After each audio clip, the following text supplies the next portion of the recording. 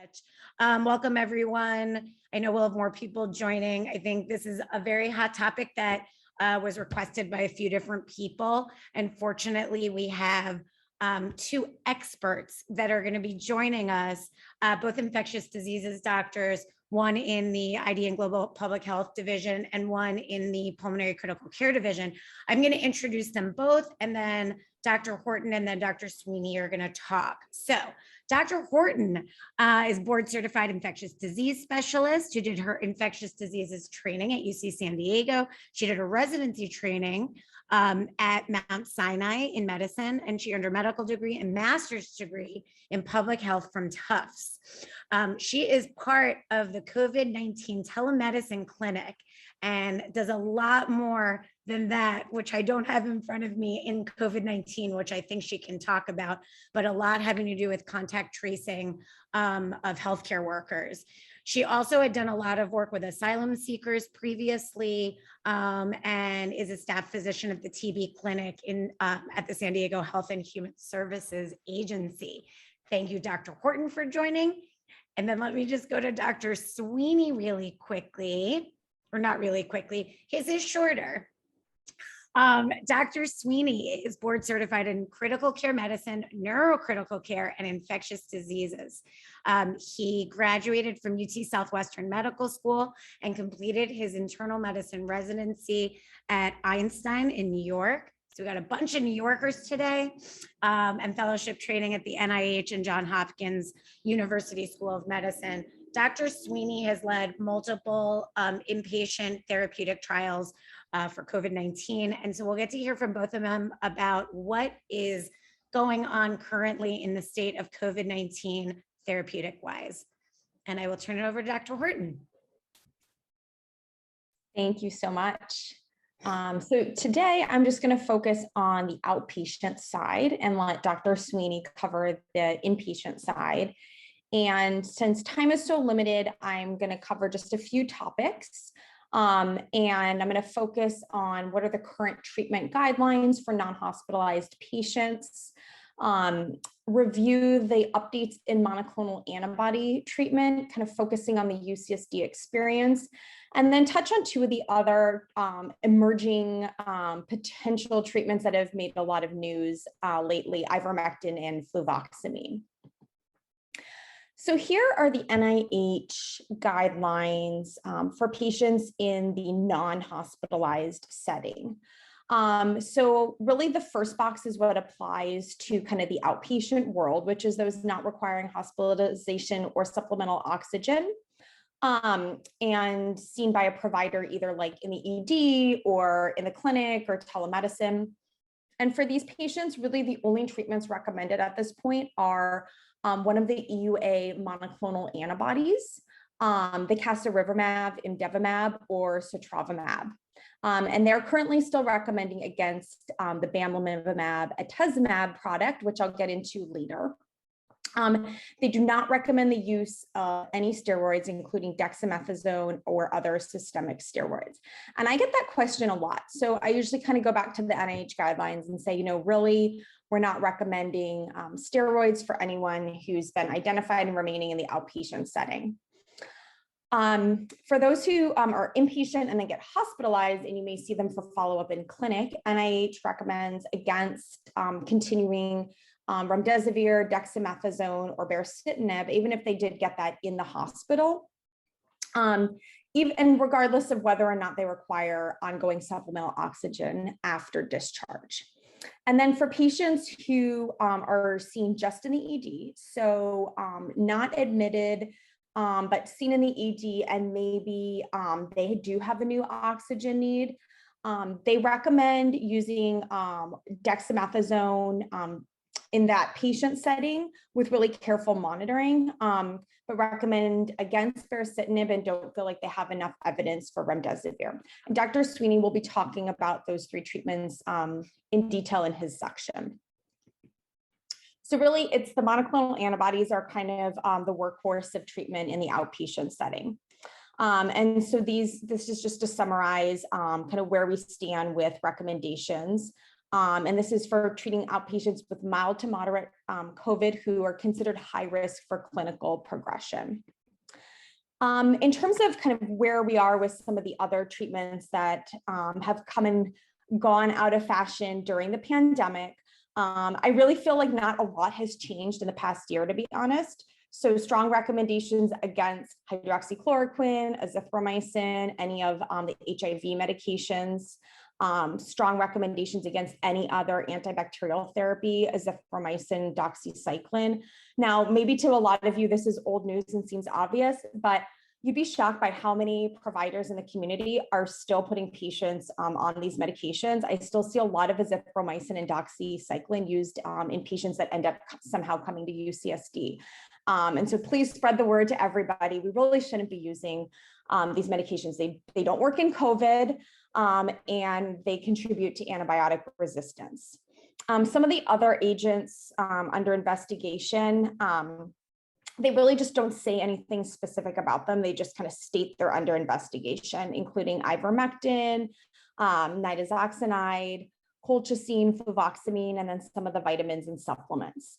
And then we're still recommending that you don't start any anticoagulant or antiplatelet therapy in the outpatient setting unless the patient is specifically on this for another condition besides COVID or was started in the hospital. Really, the IDSA guidelines mirror the NIH guidelines. They have over 20 guidelines and or recommendations, and only 3 of them apply to the outpatient setting. So really, they focus on the monoclonal antibodies, and they suggest against ivermectin, and then they don't really comment on any of the other treatments. So I borrowed this chart because I thought it was a really nice kind of visual about, how we consider outpatient treatment across the COVID-19 spectrum. So really in the outpatient setting, we're kind of in this zone. Once patients are getting to severe to critical illness, they're in the ED, they're in the hospital. So kind of when they are asymptomatic, mild or moderate illness, there's still a lot of ongoing viral replication. Kind of the issues related to inflammation and hypercoagulability are perhaps not quite as strong in these patients. And so a lot of, this kind of explains why using an antibody therapy at this stage in the illness is most effective. Whereas once patients are severely ill and in the hospital, a lot of the focus is on decreasing the inflammation.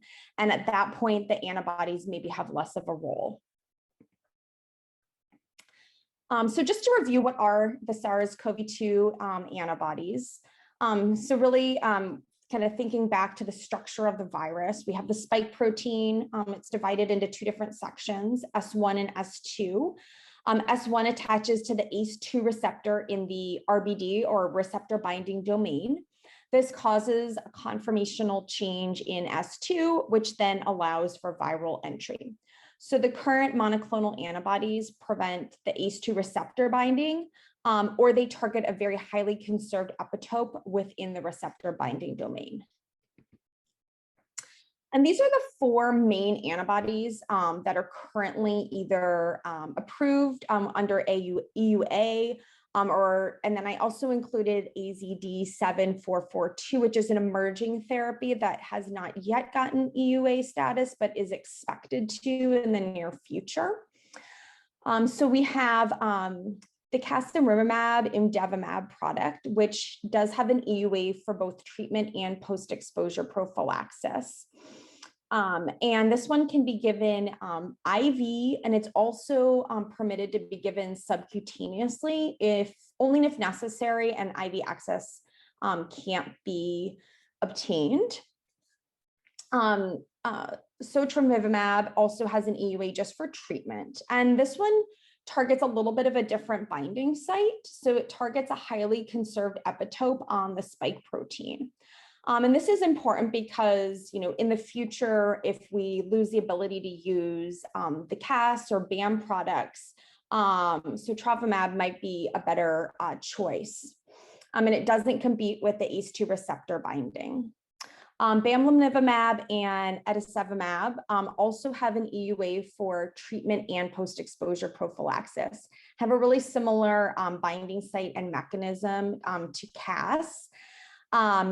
These currently only can be given IV. And then finally, this last product, the AZD7442, also targets the ACE2 receptor, and its route of administration is IM. So this will be kind of really important when we think about the logistics of treating large numbers of people and kind of, needing to use an infusion center and kind of having IVs. An IM option might be a little easier for some patients. And also note that what's really exciting about this one is that it's really long acting, so up to 12 months, whereas we think the others last, the half-life's about maybe 3 months or so. So Jill, you'll have to invite me back when that one has an EUA approval so we can learn more about it. I'm going to focus on the ones we're using at UCSD mostly. You said it, you're back. So just to, kind of, summarize, who are we using the monoclonal antibodies in? We're using them in outpatients over 12 who have the mild or moderate COVID, but who are high risk for disease progression. So really these two categories. Once you're at severe COVID-19, you really should be seen in the ER, the hospital, no longer really eligible for monoclonals. So the original EUA criteria was a bit more narrow. It really focused on those at highest risk. So age 65 or older, morbidly obese, diabetes, immunocompromising conditions, CKD, or those over 55 who had cardiovascular disease, hypertension, or chronic lung disease. So it's a much narrower spectrum of our patient population.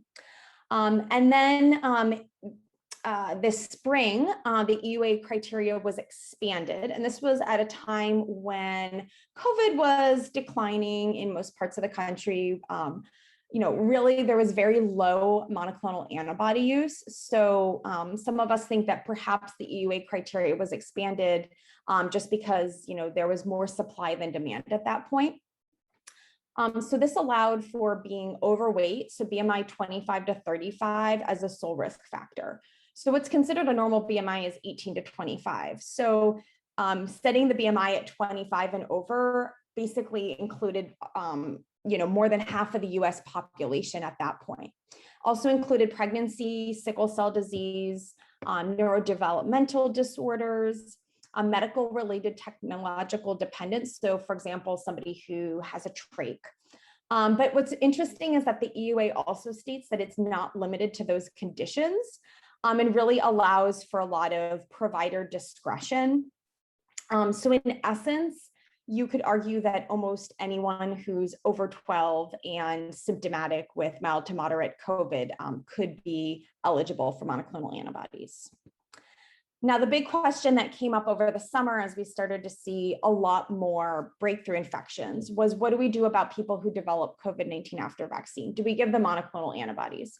And the NIH statement is that those who do develop COVID-19 after vaccination should still be considered eligible for monoclonal antibodies, and that shouldn't affect the treatment decision. This I think is, there's a lot of disagreement about this statement. And as I'll show you a little bit later, when we were devising our own UCSD kind of scoring system for priority, we decided that prior vaccination should be a part of the decision. So what happened over the summer? Well, Delta happened, unfortunately.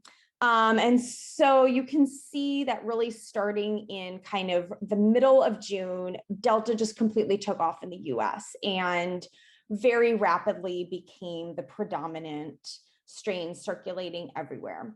And this is our own experience here at UCSD Health. You can see that from June to July, Delta just completely took over in our samples as well.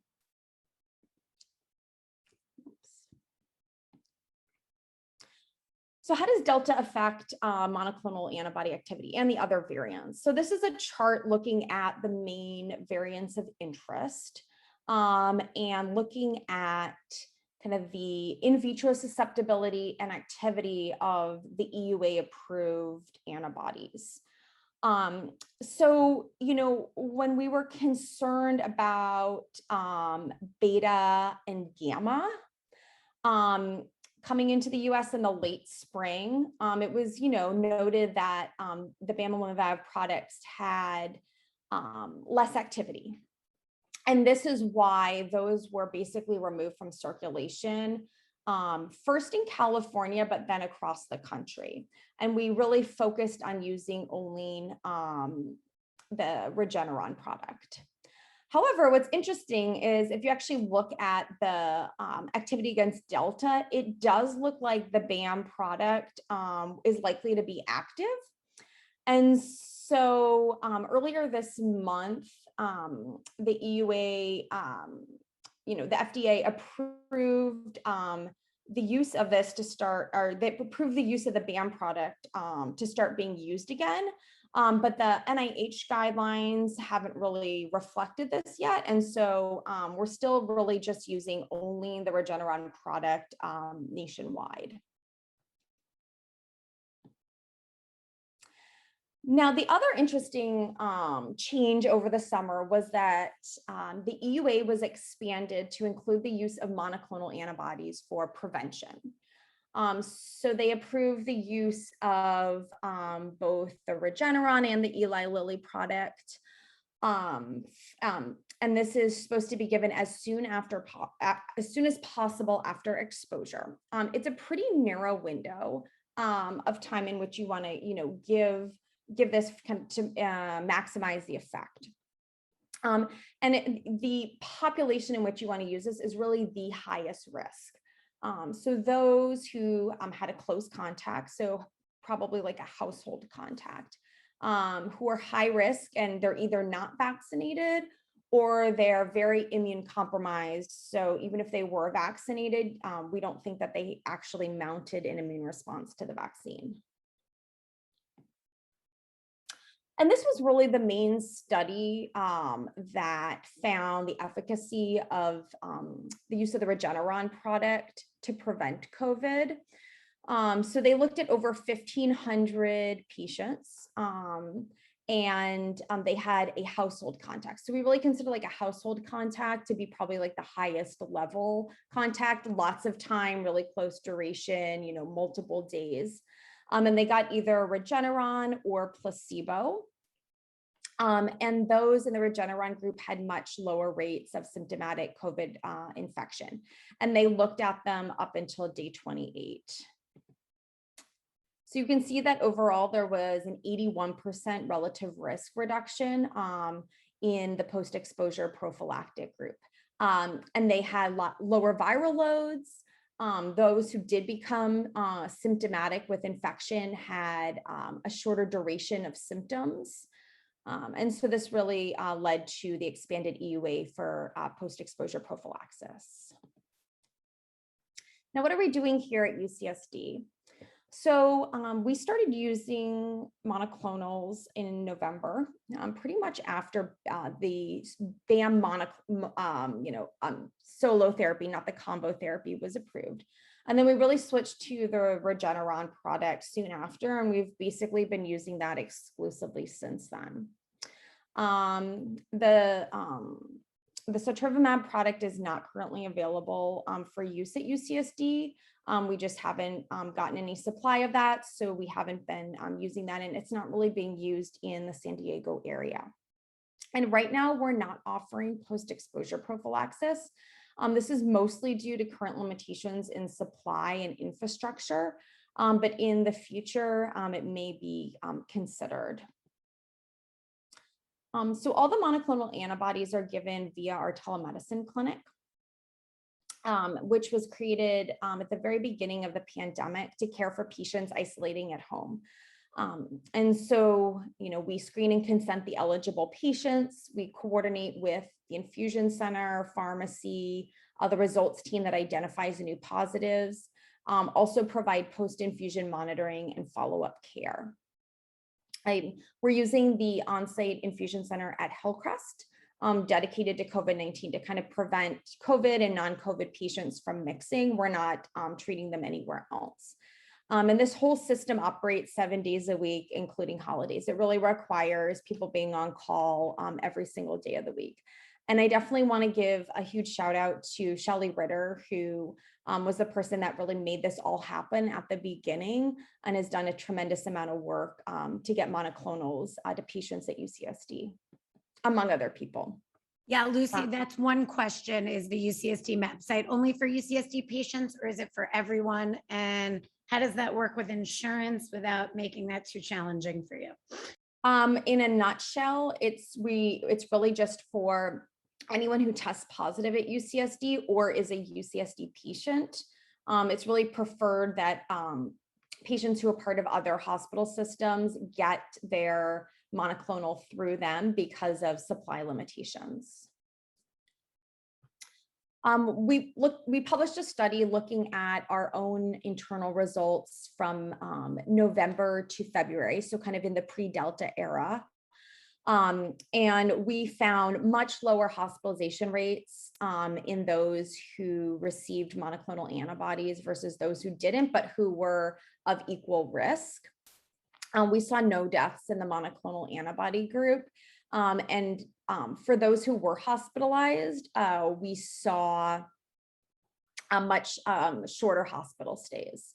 And we're going to be doing a follow-up on this kind of based on our experience over the summer during this past surge. So, by the spring and early summer, we basically were giving so few monoclonal antibodies that we were sending patients out to the county center to do it. It just didn't make sense to staff the infusion center full-time when we were infusing like 1 patient a week. And then Delta hit. And as you can see, things just kind of spiked out of control. August was incredibly busy. September now has simmered down a little bit, but this is just through the first half of September. And this is our current scoring system, which was put into place in August during the surge when we realized that with the expanded Eua criteria and all these patients coming through, a lot of with breakthrough infections, we just couldn't offer monoclonal antibodies to everybody. And so we needed a triage system to determine who was at highest risk. And this was put together with the Therapeutics committee and a lot of input from Dr. Benson and Dr. Smith. So we're really grateful to their help for this. And we decided that really the highest risk groups should be those unvaccinated, over 65, the super obese, so BMI over 35, and immunosuppressed status. And we wanted to make sure that those patients had priority over other patients, because we were seeing quite a few patients in like their 20s and 30s who were fully vaccinated and had like a borderline BMI, like 25 to 30, and really were otherwise super healthy. And we didn't feel like, they should be at the same risk as some of our much sicker patients, and therefore we wanted to reprioritize. I realize I'm running out of time, so I'm going to jump really quickly through this. What about inpatient use of monoclonal antibodies? Kind of the best data at this point is from the recovery trial, which looked at a big group of hospitalized patients, almost 10,000, randomized to either usual care with the Regeneron product, usual care with Regeneron or just usual care alone. They looked at all-cause mortality up to day 28. And what they found was for patients who were seronegative for the anti-spike protein, there was a significant reduction in mortality in those treated with the antibodies. So kind of overall mortality, not that different, but in those who are seronegative, there was a significant decrease. Not FDA authorized yet, so hold off on using these. Wait until there's a little more data. Right now there is availability. Use them in inpatients through an expanded access program. We have done this on a few patients at UCSD. It's a little bit complicated, I think one of the big issues is that the companion diagnostics are not widely available. So we don't have a really good way to tell who's positive or negative for the spike protein to determine who would actually benefit from the inpatient monoclonals. And as you may note, the dose is a lot higher. So 4,000 versus 600. So when we're thinking about supply limitations, that may factor in as well. Okay, so now I'm going to touch on my two other non-monoclonal antibody therapies. Ivermectin. So this is an antiparasitic agent, and it's approved for strongyloides and onchocerciasis. It's also used for other diseases like scabies. It does have some in vitro activity against viruses, including SARS-CoV-2, but no proven therapeutic utility. And if you look at the in vitro activity against SARS-CoV-2, the concentrations that are needed are those that are just so much higher than what's readily obtainable in human plasma or lung. You'd basically have to give people a toxic level dose in order to achieve that level of in vitro activity. It's also thought to have some anti-inflammatory properties. There's been a ton of really poorly done uncontrolled studies for use in COVID, which has kind of spurred its use in the US and in some other countries. Just to summarize really the current evidence, there is no evidence that it has any benefit in viral clearance, disease progression, or mortality in the inpatient or outpatient setting. There was a meta-analysis that was unfortunately published in Open Forum Infectious Disease this summer that looked at a whole bunch of studies and reported that ivermectin was associated with faster viral clearance and reduced inflammatory markers. Subsequently, two of the big studies that were part of that meta-analysis were withdrawn because they had fraudulent data and couldn't be replicated. So this meta-analysis is being repeated, but I think a little damage was done from this, to be honest.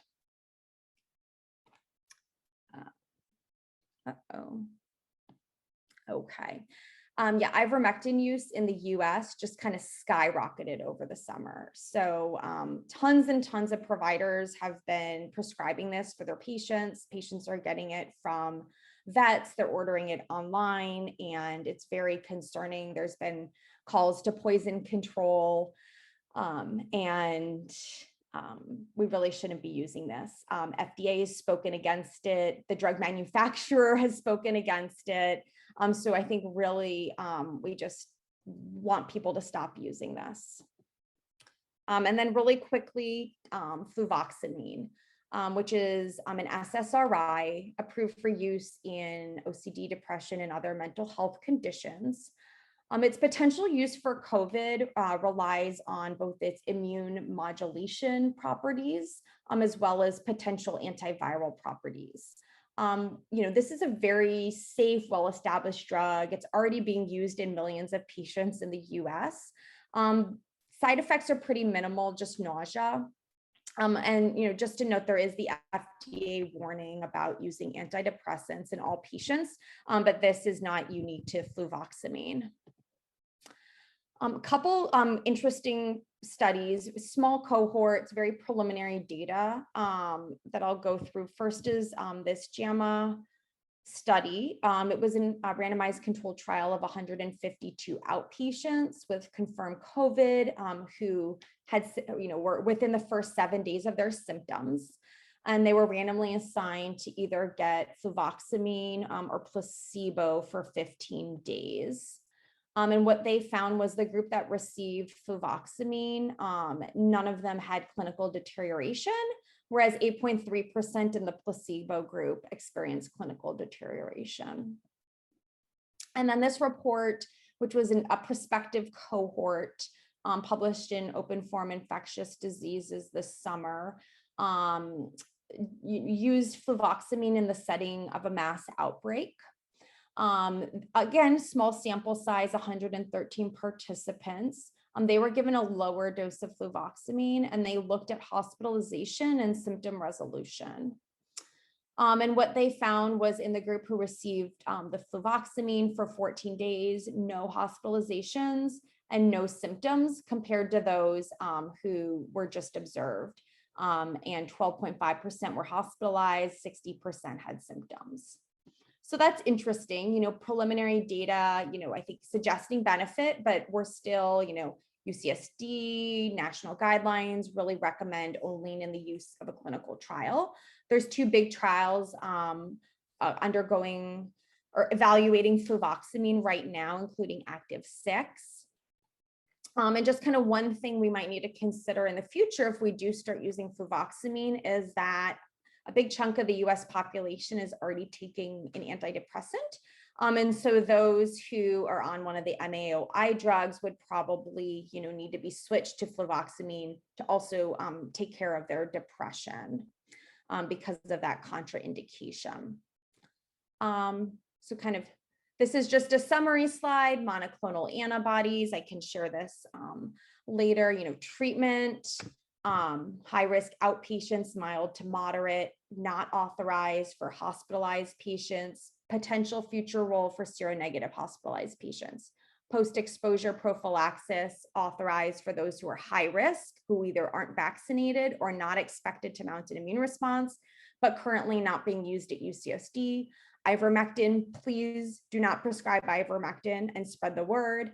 And for fluvoxamine, I think we just need to stay tuned as these bigger clinical trials provide more data on its potential use. And that is it. I have one fun slide to share, which is, pandemic for me, year 1, a cutout of me got to sit in Petco Park and watch some games. Year 2, I got to go to Petco Park and watch the game in person. So we're making some progress in the pandemic, and we'll see what year 3 brings. I was just going to say, while Dan is sharing his slides, there was a question about an update on the utility of inhaled corticosteroids for outpatients. I don't know if you can answer that briefly since Dan is almost up. Yeah, I would say I don't have any specific update. We're really not using those in our telemedicine clinic, except for patients who have underlying asthma or COPD. Thanks. But I didn't, review any updated studies on that. Thanks, Dr. Horton, and now Dr. Sweeney. Okay, I'm setting my timer for 22 minutes. Can you hear me? Yep. Okay, so this picture is a cruel irony looking from one of our ICU beds, looking out at a cruise ship that was actually delivering us patients early in the pandemic with patients with COVID disease. So I have no disclosures per ProPublica. My outline, I'm going to rapidly go through remdesivir, dexamethasone, baricitinib, Tosalisimab, and then I'll put it all together at the end.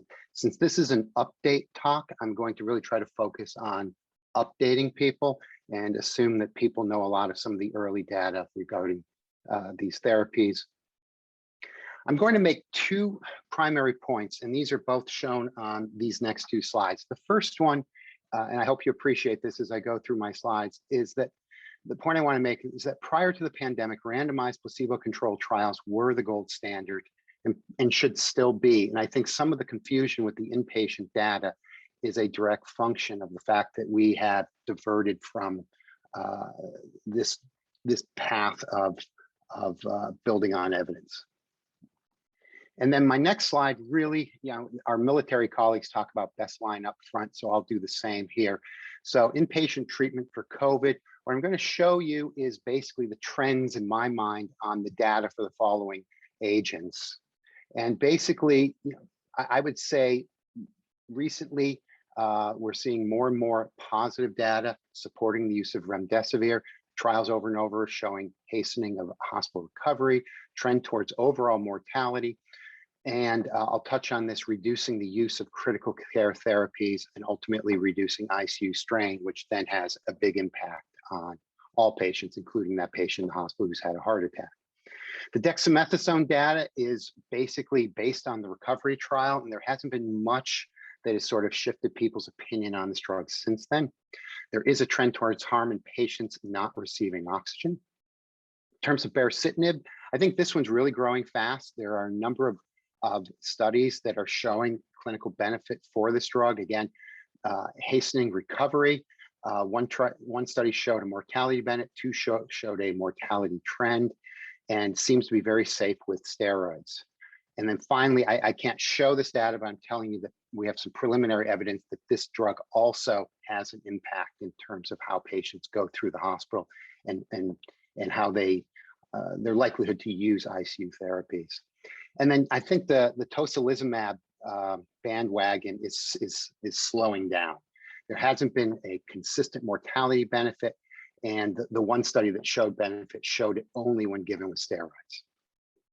Okay, so that's the take-home message. Now I'm going to go through some of the pieces. So remdesivir, this was the Act 1 trial. I'm going to quickly show the design of this, but I think most of us are familiar with this. The points to emphasize here, it's a big trial, almost 1,100 patients.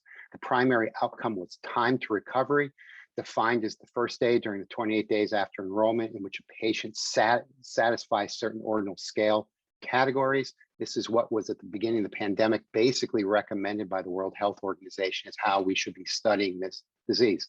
And what we saw was in terms of the primary outcome, we saw that remdesivir treatment resulted in people recovering faster. There was a trend towards a mortality benefit, but the p-value did not hit the magic 0.05. The first trial sort of criticizing or questioning these results was the Solidarity trial. And this is the first example of one of these large, simple trials that I think we have to be careful when we're analyzing. Again, it was open label, no placebo, tested a whole lot of drugs, 11,000 patients, 405 hospitals, 30 countries. And the protocol specifically stated the larger the number entered, the more accurate the results will be. And I think this isn't perfect reasoning.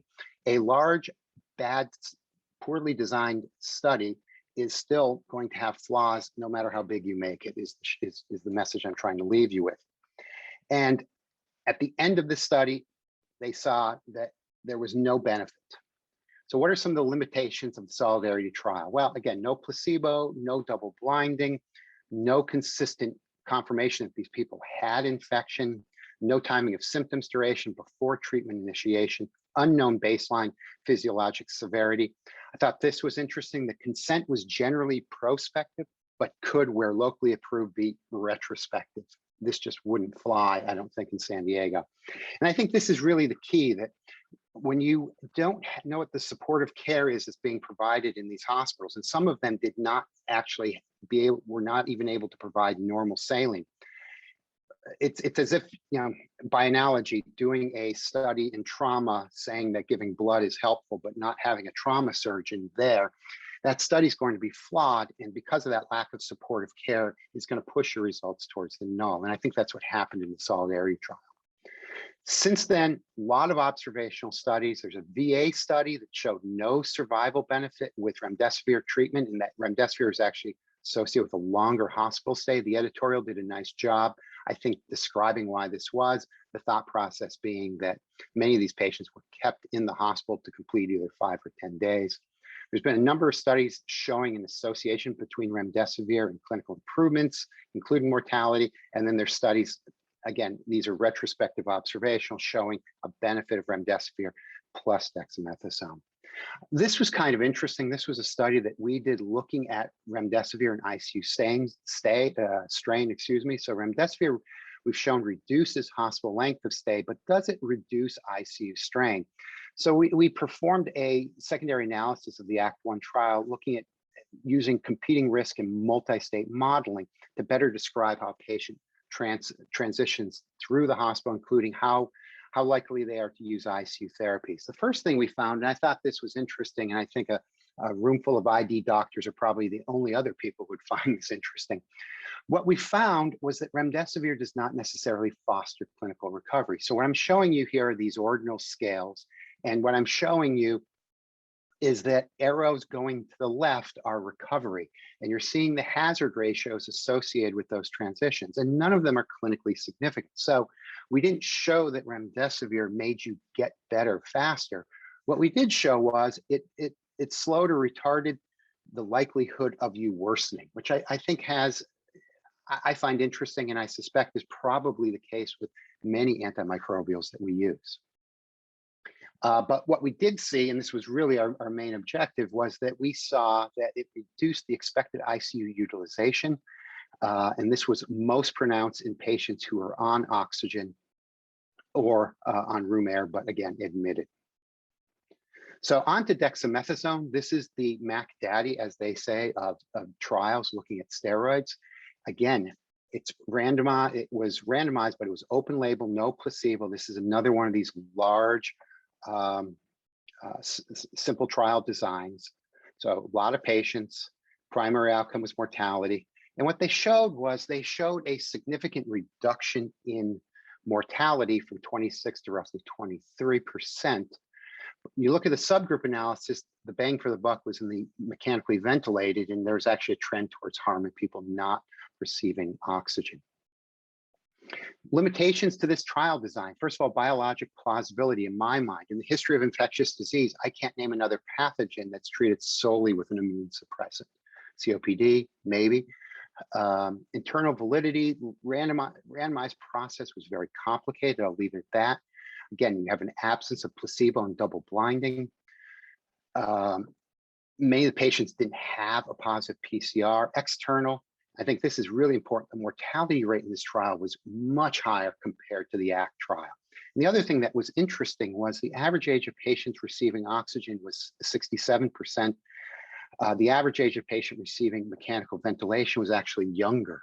This was not our case, and still, I don't believe remains our case. I think our experience is the exact opposite. We tend to intubate more older people. So on to baricitinib. I think this is really gaining traction. This was the first ACT 2 trial that we performed. Again, the trial design was the same as ACT 1. Again, large, over 1,000 patients. Primary outcome was how quickly do you recover? And again, what I'm showing you is these ordinal scales where we're essentially lumping together your ability as a patient to reach one of those ordinal scales, 1, 2, or 3, which basically means you've recovered. What we found was patients recovered faster, only 1 day faster than simply giving remdesivir. But when you drill down on the high flow or non-invasive ventilation group, this difference was much bigger, with an 8-day improvement in their clinical course. Among the subgroups, patients with mild or extremely severe disease, no discernible effect. Once again, there was a trend towards a mortality benefit. More recently, the Cove Barrier trial was published in Lancet Respiratory Medicine, industry sponsored, multi-center. Patients were randomized to baricitinib with placebo. All patients received standard of care. Only 20, interestingly, and I have no explanation for how this impacts the results, quite frankly, only 20% of patients received remdesivir. The primary endpoint was progression to high flow mechanical ventilation or death. The secondary was mortality. Whoever at the company came up with this primary versus this secondary, I doubt is still working at the company, because what they found was, in terms of their primary endpoint now, looking at, I guess you would call these alluvial plots possibly. They're not Sankey plots, but what I want you to focus on is the ordinal 7 and 8. So basically mechanical ventilation and death over time. And you see placebo plus standard of care, baricitinib plus standard of care. And what you see is when I show you when I'm marking this with the parentheses, you see no difference, okay? Basically 28 and 30% of the placebo group ended up going, progressing to one of these two ordinal scales. But the secondary outcome, when you just focus on the mortality, your eye will tell you this was significantly less with baricitinib. And unlike solidarity, unlike recovery, the safety data is all here, and there was no harm associated with baricitinib. So possible mortality benefit, looks like it's safe, in particular with steroids. More recently, the Stop COVID trial out of Brazil. This is looking at a different JAK inhibitor. It was, again, multi-center, randomized, industry sponsored again. 300 patients, primary endpoint, death or respiratory failure. Of note, 90% of these patients were on steroids. And what I want you to realize is that the primary outcome of death and respiratory failure through day 28 was achieved with a smaller percentage of the JAK inhibitor treated patients reaching either one of these ordinal scales. In terms of mortality, there was a trend, but it was not significant towards beneficial therapy with the JAK inhibitor. Now on to the Tosalisimab. So again, back to one of these large, simple trials. This is probably the strongest evidence out there for using Tosalisimab. Randomized, open label, this platform, simple trial design, 2,000 patients in one arm, 2,000 in the other, endpoint 28-day mortality. And the results were that they saw a improved mortality. Again, look at that baseline mortality, though, much higher than what we're seeing in the United States. So what are some of the limits of this recovery trial? Again, the randomization process was a little tricky. Original randomization treatment could be modified at the site if the investigator simply decided to reject it. Internal validity did not stratify based on severity, absence of placebo, double blinding. External validity, again, that high mortality rate, much higher than what we saw in ACT. I should also add, again, no safety data. So, and this is really interesting, and this is from their own data from the paper. If you look at, I really want to draw your attention to this part of this forest plot where you look at steroids. And if you go and you calculate what's called the I-squared for the associated with the effect of TOSI, what you find is that's 86%, which essentially tells you that there is a lot of variability in the effect. And then when you look at the patients plus or minus steroids, you can see where most of this variability lies. In fact, if you aren't giving steroids, the effect is actually trends to favoring usual care. So the take home from this is if TOSI is going to work, it only works in the presence of steroids per this trial. More recently, the World Health Organization put out a meta-analysis looking at a lot of trials of IL-6 antagonism. They quote 27 trials, 9 of these were published. I think that's important. They used a fixed effects model. I don't mean to get nerdy at 8:47 in the morning, but I'm going to focus on this for a second. And they concluded that IL-6 antagonists compared with usual care was associated with a lower all-cause mortality. Now, what are the limitations of this? Again, I'm making all of these arguments from their own data. I did not do any additional analysis. This can all be found in their supplement. The authors employed what's called a fixed effect, a model, during their meta-analysis. So what this means is it could also be called a common effect model. What this means is they assume that the effect of this drug is the same across all studies, across all populations, across all patients who, despite the fact that they were enrolled with different degrees of severity of illness, different standard of care at the hospital. Okay, I don't think you could do this when you're talking about 27 studies, 11,000 patients, 28 countries. In fact, this was published in JAMA, yet a JAMA 2020 guide stated on how to perform a meta-analysis, recommended that you should begin with a random effects model. So what's a random effects model? This doesn't assume a fixed effect. Rather, it assumes that you're going to have a normal distribution of effects of a treatment, and that this is going to vary from site to site. When you apply the random effects model, which the authors actually did and put in the supplement, you find no benefit. And then when you limit the trial to placebo-controlled trials only, not the other unpublished studies, again, no effect of this drug.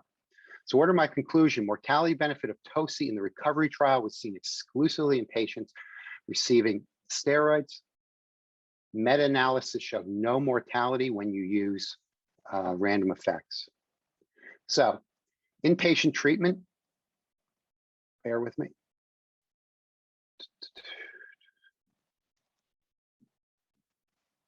Seem to have locked up, hold on.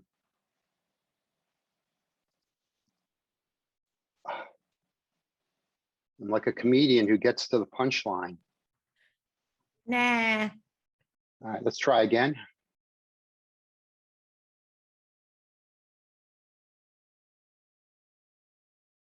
Okay, here we go. So again, to repeat myself, looks like there is additional evidence supporting the use of remdesivir since the original ACT trial.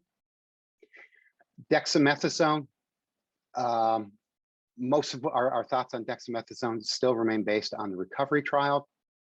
Baricitinib, more recent studies suggesting there is a benefit with this, safe to administer with steroids. Again, I did not show this data, but we have this analysis, which is ongoing, which again shows that baricitinib affects how patient populations with COVID travel through the ICU.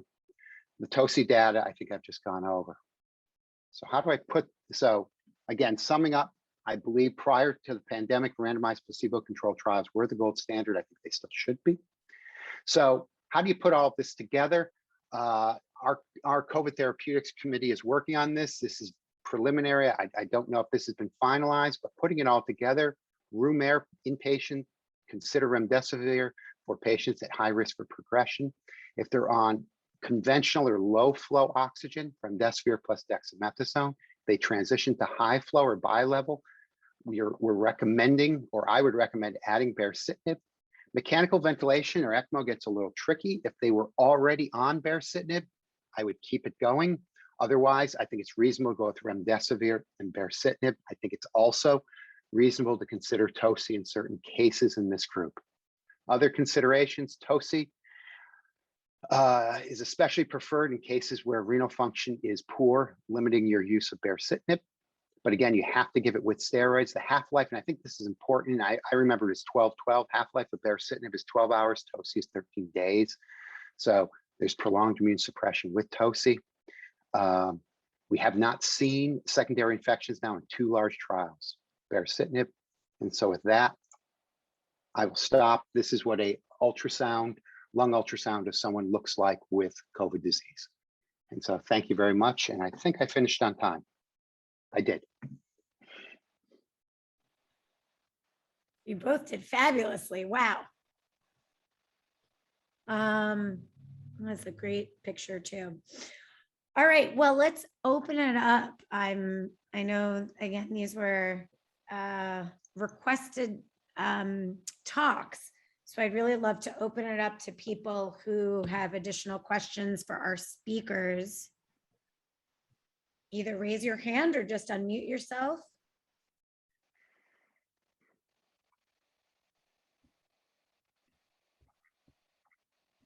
I'm going to ask, this is Nettie Aldis from San Ysidro. Thank you so much, you guys. That was fantastic. I was trying to take screenshots. You know, it's very frustrating now, a year and a half coming into 2 years of the pandemic, how everything feels the same. Like we can't get the tests we need, we can't get to this, we can't get to that. We don't have any outpatient treatments. The one outpatient treatment we do have, which I've finally gotten providers to start using more aggressively, was monoclonal, and now nobody can get it. That's more of a comment than a question, but if anyone has a sense of when that might let up, I think it's extremely sad that outpatient doctors now have nothing again. Could I just jump in and ask if the efforts to make remdesivir an oral therapy, I don't know where those are. So more of a question than a statement. I can maybe just talk about, I can answer, well, not really answer Nettie's question, but in the last like 2 months, the use of the monoclonals nationwide has gone up by more than 5 times.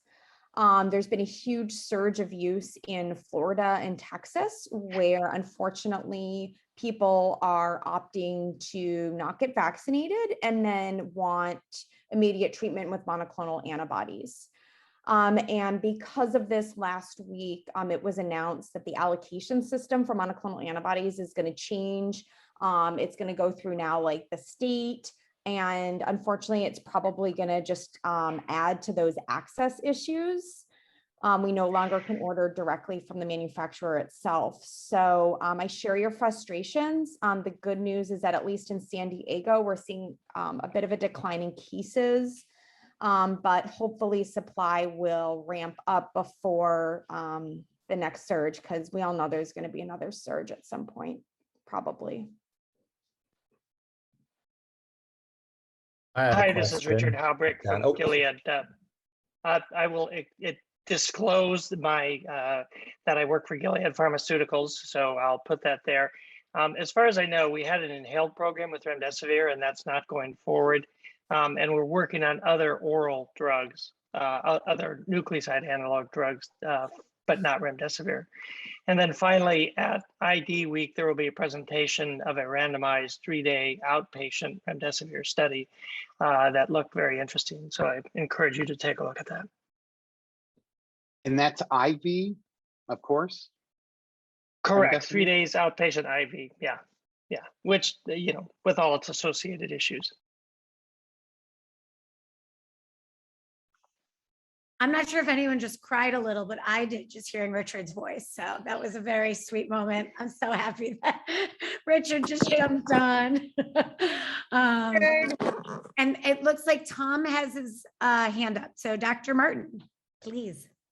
Thank you for those talks. I had a question for you, Dan, and that was we had a COVID patient recently at Jacobs who was admitted to critical care on high flow, nasal cannula, received remdesivir, dexamethasone, and improved. And he was kind of stable for perhaps 3 weeks, but requiring oxygen, 3 liters via nasal specs, then worsened again after that, readmitted to the ICU requiring high flow oxygen. No other cause other than just worsening of his chest x-ray changes were there and a CT scan without clots. He then received dexamethasone and baricitinib and has subsequently done quite well. And so my question was related to like the duration of treatment in these critically unwell patients, or whether repeat treatment is indicated if they have ongoing, ARDS. Great questions. And Tom, I was expecting you to disown me because of my comments about a British trial, but so thank you that we're still friends. When mortality is the outcome, blinding is of uncertain value. We'll talk. So I think it's a really good question. I think in terms of the repeat, I don't think anyone can specifically answer that. But one of the points that I really try to drive home with the residents, and I'm sure, Tom, you've seen this too with oseltamivir and flu, and I need to be careful. I don't think the analogy between these two treatments is that good. I think remdesivir is much more powerful, relatively speaking. But I'm sure you've seen this, Tom, where patients in the ICU, the residents will keep piperacillin, tazobactam going for 2 weeks. For 2 weeks, but hell or high water, they stop at oseltamivir at 5 days. They just, without even looking in the room. And I think the same goes for our treatment. I've caught a few of these already with using remdesivir. The original trial that showed a benefit did not stop rigidly at 5 days. It said up to 10 days. And I went back and I looked, and most of those patients, I think the median number of days was about 7. So what I'm saying is, if they're not better and you're at day 5, I would keep giving it. If they are better, okay, we can talk about stopping it. But so that's my first point. I'm seeing a lot of patients who are just being rigidly stopped on 5 days, going out of the ICU and then coming back. And it makes me wonder, if we had just treated them for 10 days, would they have been better? In terms of the follow-up, I really don't know. And I can really go into a data-free zone and say that things like CRP might be helpful in terms of giving you a sense of the patient's clinical course. But beyond that, I think it's clinical judgment.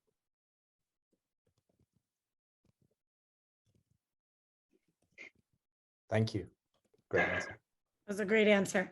It's 8:59. There was a question about the use of melatonin. I'm assuming another.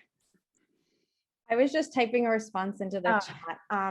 There were like a couple small studies. I know there was like a Cleveland Clinic study that looked at melatonin, I think in the setting of prevention, that potentially saw some utility. And it was thought that melatonin had like an anti-inflammatory, antioxidant effect, but I think more research is definitely needed. And then there was a study that gave patients melatonin like right before, or in like the 2 weeks before they got their vaccine. And the thought was, if you're optimally rested and have had really good sleep, then you're going to be primed to better respond to your vaccine. But I think more studies are definitely needed. But, you know, melatonin's good for people who have insomnia. So I wouldn't, you know, not use it for that, but probably not for COVID. You know, a lot of patients ask me about like when they have COVID, like what vitamins they should take and supplements and food. And, you know, I think kind of the cat's out of the bag at that point, and taking a whole bunch of vitamins is probably not going to really boost your immune system to the point, you know, where it's going to make a significant difference. So I usually just say eat a balanced diet and drink lots of water.